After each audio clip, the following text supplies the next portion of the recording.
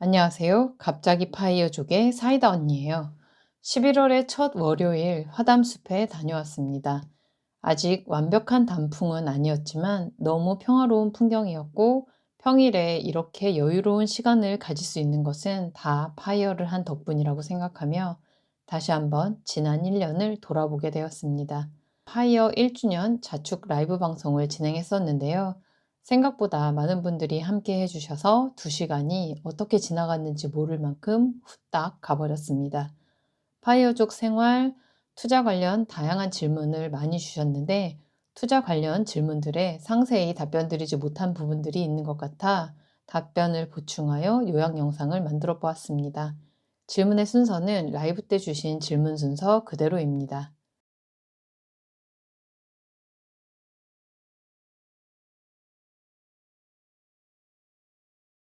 첫 번째, 미장 내년에도 버블일까요? 저는 지금 미장의 흐름도 버블이라고 생각하지 않습니다. 물론 일부 기술주들의 밸류가 지난 실적 대비 지나치게 높다는 평가는 있지만 이건 빅테크 기업들을 평가할 때 항상 따라오는 이야기이긴 합니다. 예전 닷컴 버블처럼 실적도 실체도 없지만 주가만 고평가된 상황이 계속되는 것이 아닌 실제로 실체가 있고 실적도 계속 따라와 주는 상황에서의 주가 상승이라 버블이라고 말할 수는 없을 것 같습니다. 단 팔란티어처럼 실적은 고공행진을 하고 있지만 이 실적이 계속될 수 있을지에 대해 불확실성이 존재하는 경우도 있어 호실적을 보였지만 미래 가치의 불확실성 때문에 하락하는 경우도 있습니다. 제 개인적으로는 실적이 좋은 상황임에도 불안감에 만들어진 조정이라면 이건 줍줍 찬스라고 생각합니다. 두 번째, ETF 추천해 주세요. 이전 영상에서도 공유 드렸지만 국내 ETF는 코스피 지수를 추종하는 코덱스 200, 한국 반도체 산업 전체에 투자하는 코덱스 반도체를 좋게 보고 있고 AI 생태계나 전력 수급 관련 ETF도 전망이 좋을 것으로 생각됩니다. 미국 ETF는 반도체 지수를 추종하는 SMH나 SOX, 마찬가지로 AI 전력 수급 관련 ETF가 좋지 않을까 싶습니다. 3번, 이베이 비중이 아직도 큰 이유는 무엇인가요? 일단 작년 말 3분의 1은 엔비디아에, 3분의 1은 슈드에 넣고 아직 3분의 1은 유지하고 있는 상태입니다. 이베이 매도 시 양도 차익이 커서 양도세 이슈 때문에 한 번에 매도하기 어려운 부분이 있어 아직 비중 높게 들고 있습니다. 다른 좋은 주식들보다는 못하지만 최근 나름 방어주 역할을 잘 해주고 있어서 잘 들고 있었는데요.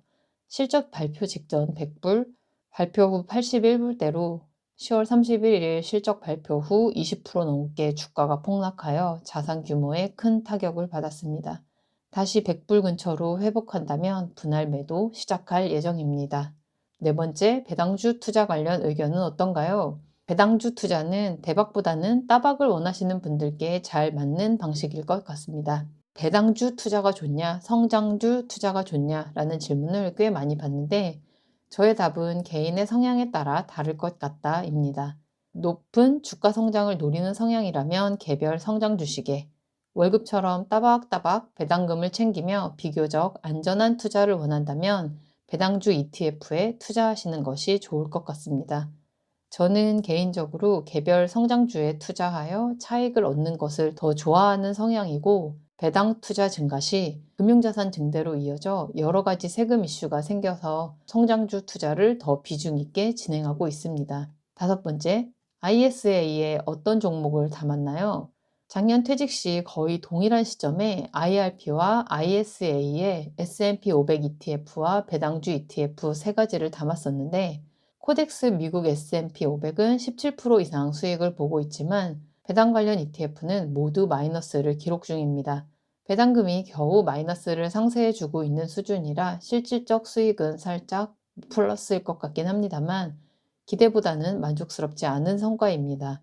IRP에는 미국과 중국 그리고 신흥국 ETF에 조금씩 분산해서 투자를 해두었는데 한동안 부진했던 중국과 신흥국들의 약진, 디폴트 옵션을 모두 주식형으로 해두어 한국 주식 상승으로 좋은 투자 수익을 얻고 있습니다. 여섯 번째, 파이어하기 위한 최소 기준은 사실 가지고 있는 자산을 소비만 하면서 생활할 것이 아니라서 최소 기준이라는 것은 없는 것과 다를 바 없지만 소비 패턴에 따라 무리하여 절약하지 않아도 될 만큼의 월 생활비를 정하고 최소 5년 이상은 생활할 수 있는 시드머니는 마련해 두고 시작하는 것을 추천드립니다. 생활하면서 돈을 벌어올 수 있는 구조를 잘 세팅하고 리밸런싱 해 나간다면 소비하는 속도보다 자산이 커지는 속도가 더 빠른 것이 가능해지는 것 같습니다. 일곱 번째, 큰 금액을 투자 중이신데 폭락이 무섭지 않나요? 물론 폭락장은 항상 두렵습니다. 찰리 채플린의 명언인 삶은 멀리서 보면 희극, 가까이서 보면 비극이라는 표현에 딱 들어맞게 주식시장도 항상 크고 작은 하락과 상승을 되풀이하면서 결과적으로는 우상향해 왔다고 생각합니다. 너무나 낙관적으로 시장을 보는 것 아닌가 하는 생각이 드실 수 있는데 트렌드나 테마에 집중한 투자가 아닌 본연의 실적과 원천 기술 보유, 성장 가능성이 있는 주식에 투자하신다면 오히려 약간의 조정이 줍줍할 수 있는 찬스를 만들어 주어 자산 증식에 가속을 붙여주는 것 같습니다. 저는 아직까지 좋은 주식은 결국 우상향한다는 말을 믿고 있어서 하락장이 오면 줍줍하면서 잘 버티고 있습니다. 여덟 번째, 매도는 언제 하는 게 좋을까요? 매수는 기술이고 매도는 예술이란 말이 있는 것처럼 언제 매도하느냐를 결정하는 것은 항상 너무 어려운 것 같습니다. 매수 전 목표 수익률과 손절 기준을 명확히 정하고 매도 시에는 감정에 휘둘리지 않고 미리 정한 기준에 따라 실행하는 것이 중요합니다. 투자 일지를 작성해 매수와 매도 결과를 복기하며 학습하는 습관도 도움이 됩니다. 이처럼 매수는 개입과 분석, 매도는 심리적 결단과 절제력이 핵심임을 기억하시기 바랍니다. 라고 어느 책에서 보긴 했는데 손절 기준은 정해서 수행할 수 있을 것 같은데 익절 기준을 세우고 수행하는 것이 더더욱 어려운 숙제처럼 느껴지는 건 왜일까요? 손절은 15% 이상 손해 시 익절은 상승 흐름이 꺾일 때를 기준으로 하려고 합니다만 수년째 좋은 실적과 비전을 보여주고 있는 회사들의 주식은 그냥 사고 묻어두기 전략으로 가고 있습니다. 아홉 번째, 미장 양도세 절세 가능할까요? 사실상 절세는 어려운 것 같고 감세는 가능할 수 있습니다. 미국 주식의 경우 알고 계신 것처럼 연간 250만 원을 제외한 양도차익의 22%를 양도세로 납부하셔야 하는데요.